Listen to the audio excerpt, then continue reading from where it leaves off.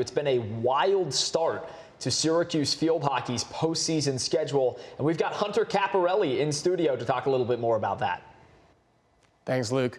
6-seeded Syracuse field hockey was originally slated to play 3-seeded Wake Forest in the ACC tournament quarterfinals last night. The game was postponed and rescheduled to this afternoon, with both semifinal matchups being pushed to tomorrow. Let's get to today's highlights. A rematch of an overtime thriller that saw the Demon Deacons come away with a top 5 road win. Let's start with just over 7 minutes into the game. Syracuse's Aiden Drabick gets a look on cage that's deflected by a defender, but who's there to clean it up other than freshman Aubrey Turner? The Orange strike first. Fast forward to the start of the second half, Syracuse's Bo Von Kempen launches the ball full field, and it's Turner who finds herself alone. She flips the ball right over the goalkeeper for her second goal of the game. The Orange double up their lead, 2-0. Just over 2 minutes to go now. After Wake cut the deficit to 1, Wake's Mia Schoenbeck receives the ball off a PCA and hits a laser into the cage to equalize the score. But wait, the play goes under review, and the officials say it was a dangerous play because the shot was too high.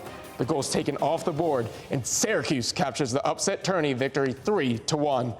Looking at the numbers, Wake outshot the Orange 15-10, but Syracuse junior goalkeeper Jessie Iceland had the game of her career. She played the full 60 minutes for the first time this year and weathered a barrage of Wake Forest pressure, making 11 saves.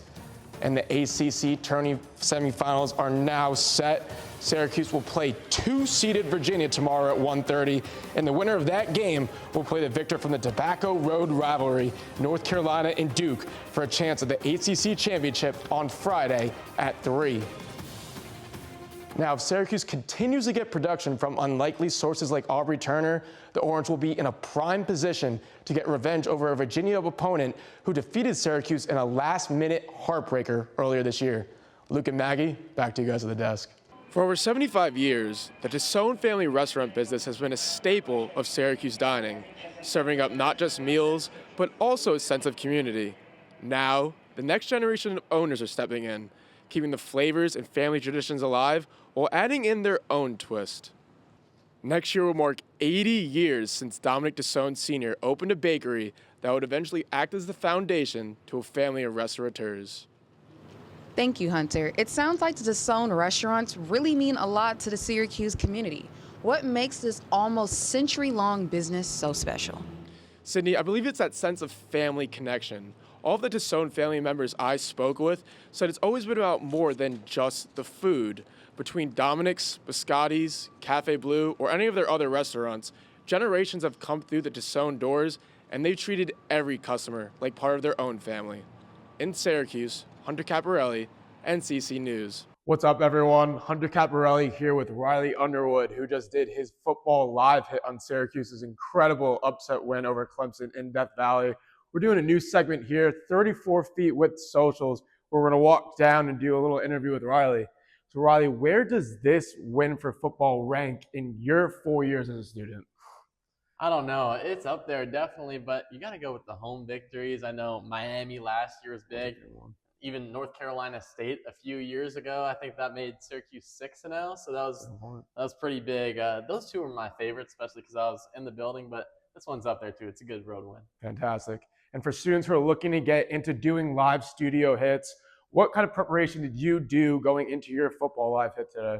So, I mean, it starts with just watching the game and knowing what you're going to talk about. Obviously, with a turn like this, you don't really know what you're going to talk about until the game actually ends. And with this hour-and-a-half weather delay, that kind of limited the time a little bit. But yeah, just, being prepared, knowing what you're talking about, being informed, and having a good attitude. Medical staff is on standby at St. Joseph's Hospital after 2 separate house fires broke out on Ridgeye Avenue and East Waverly Street late last night. Fortunately, each building was safely evacuated and no one required hospital care.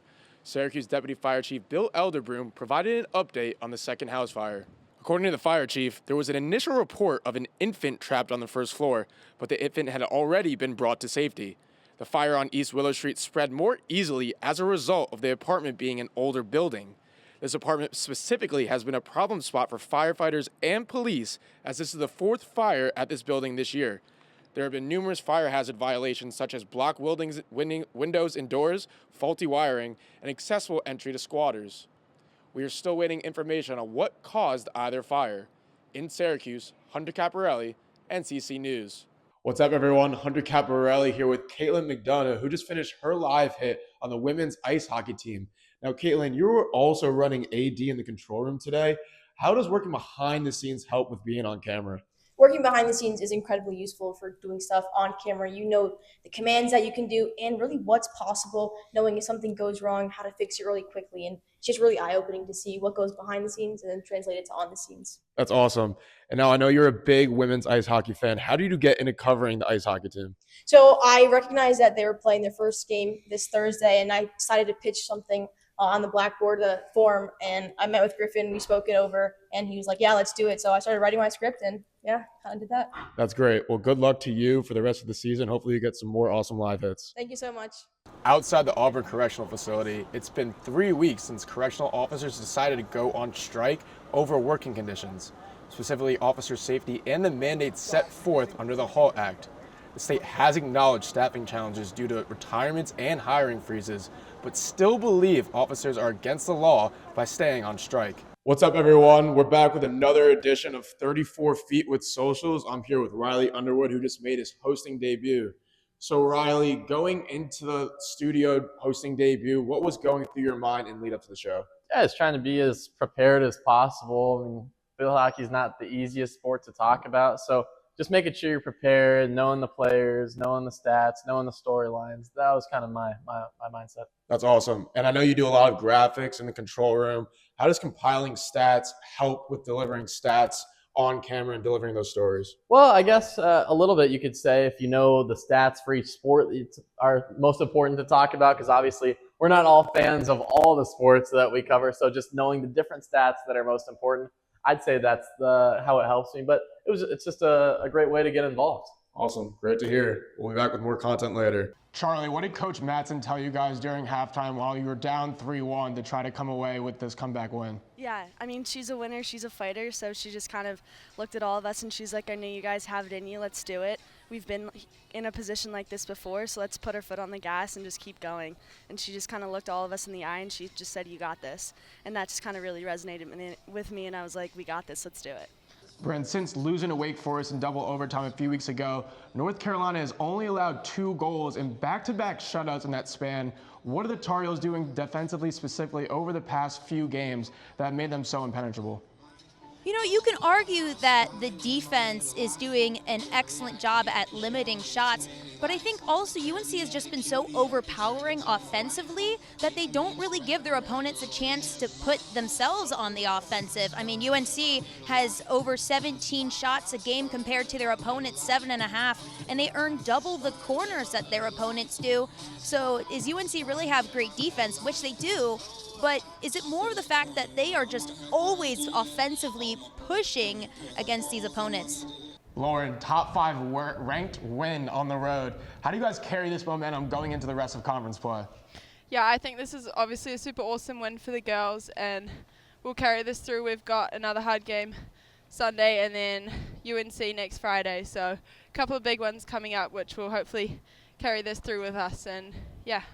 Coach, UNC came out hot. You guys weathered the storm, cut the lead as close as 2. What do you guys need to do to keep the momentum going in the second half? I just think we need to play at our pace. I think we tried to slow the game down a little bit. We just focused possession by possession at both ends, and slowly but surely we kind of crawled our way back into the game. And I'm just really proud of how they've executed it late in the first quarter, but the second quarter was much better, so I'm pretty proud of them for that. Yeah. Thanks, Coach. Thank you. More on Bella. Let's go back to the third member of our crew, Hunter Caparelli. Yeah, guys, when Summer was little, her mom had actually challenged her that if she could juggle a ball 100 times in a row before she turned 8, she would take her to Disney World. Summer was determined, and she practiced juggling every day after school. Not only did she beat her mom's challenge of 100, but she was able to get to 2,000 in a row. So that summer, during a family reunion in Florida, Summer's mom kept her word. She rented a car, snuck Summer out, and the two enjoyed a day at the most magical place on earth. Guys, as we wrap things up with North Carolina basketball senior guard Elijah Davis, whose team is off to a 3-0 start with a top 20 win over Kansas. I'd like to do a little rapid fire question and answer with Elijah, where I'm going to give you a question. Could be about basketball, not about basketball. I just want you to give me a quick answer, really go back and forth. So hopping right into it. What's your best college basketball arena or your favorite that you've played in other than the Dean Dome? Allen Fieldhouse. Awesome. What is your favorite restaurant in Chapel Hill? Heavenly Buffalo. It's a good one. Underrated pick, but a good one. What is the greatest basketball game you have ever watched? Oh, definitely 2022 Final Four. UNC Duke, 100%. That A was great pick. I Yeah. mentioned to JJ that I was front row in the student section of that game my freshman year Wow. for the game against Duke and the game against Kansas. So I was great on pick. Franklin Street. I was on Franklin Street for that game, That man. was amazing. Oh my gosh, man.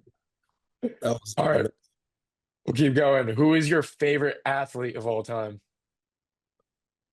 Besides my dad, I'm gonna say John Wall. I like that thing. I like that. Good pick. Smooth. What is your favorite pregame or postgame meal or snack? Uh, I'm gonna say a good burger. Okay. Okay. Burger for Good burger. post game, not pregame. Yeah. If there was a zombie apocalypse, who on your team would you trust most to help you to survive? Jay Young, 100%. Jay Young. Why? He's wild, and he's wild. I'm trusting Jay Young for sure. Yeah, I'll take that. What is the funniest interaction you have had in a practice or a game with your dad? Oh, yeah, it was a couple weeks ago. I was boxing out Caleb, and there was nothing I could do. He just reached right over me, and if you don't box out, you run. And so they say a lot. He was like, Elijah didn't box out, get on the end line, and I'm staring at him like because I'm like, yo, what do you want me to do? Like, are we dead serious right now? And so I mean, I literally I was like, I think I was low key pushing him out a little bit. But Caleb, I mean, he's so athletic. He just reached the ball over me. So Right. I looked at him. He looked at me like, what's up? Now, I had to tone it down a little bit before I had to run some more. But that was one we Oh my left. God. That's great. That's awesome. Last question. What do you love most about Chapel Hill?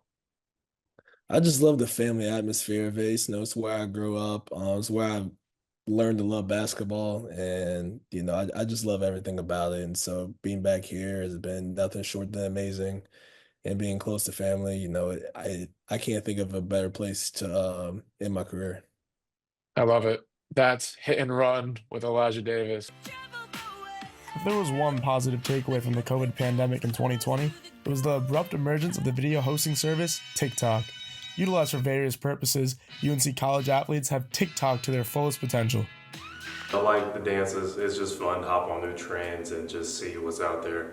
And also just endorse myself and, build my platform. UNC athletes have participated in a wide variety of different types of TikTok videos, including but not limited to team dances, providing advice to younger athletes, showcasing days in the life of a UNC athlete, and viral TikTok trends. I remember last year I made a day in the life during spring, and that got about like 500,000 views. And then I remember I made a dance. It was media day with all our uniforms on. And that got like 1 million followers on my friend's account, but it got posted everywhere, so that was really cool. A few UNC athletes have even been lucky enough to have their own TikTok videos go viral on sport networks, such as Bleacher Report and Barstool Sports. I first started making TikToks just for fun because I enjoyed having a platform that gave my teammates and I a reason to do silly dances or cool trick shots. But since my platform has started to take off and I've actually been able to profit off of it, I've put a little more effort into it. Making TikToks with teammates has also turned out to be a great way to get closer and build chemistry off the field. Yeah, I think it kind of creates like a fun atmosphere. Like obviously there's like the serious side of TikTok where you are like promoting field hockey or like posting drills, etc. But also it's like fun to get together with your teammates before a game and like crank out a dancing one. And I think it gets everyone like pretty connected. We can only imagine the TikTok ideas UNC athletes have on the back burner. This is Hunter Caparelli reporting. 12 Sports' Hunter Caparella has more on the historic signing.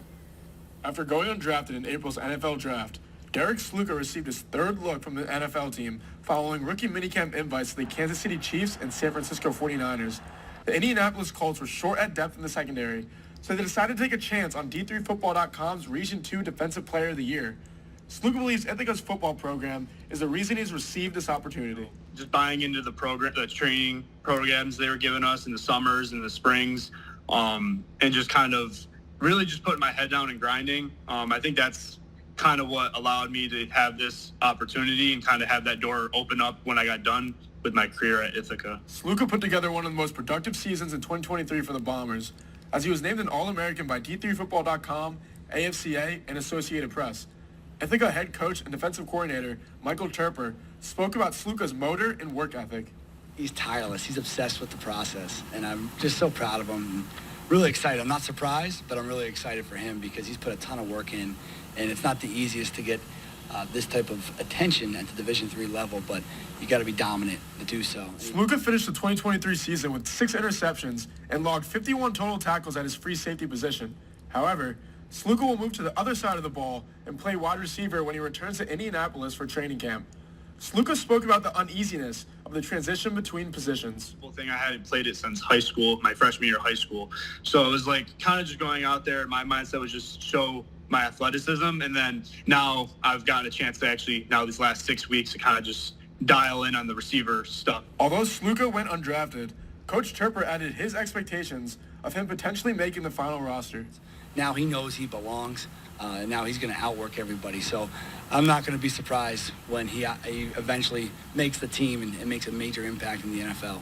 Sluka will be just the third Ithaca College graduate to play in the NFL and the first since 1967.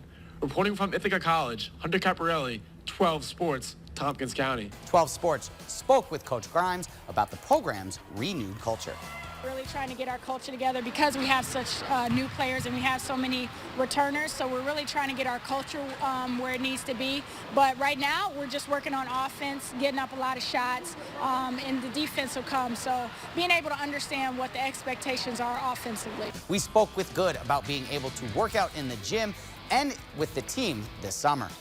It's definitely helped me. At Lemoyne, we didn't have that summer session, and so we would have to come in August ready to work, but I think this is definitely a big advantage.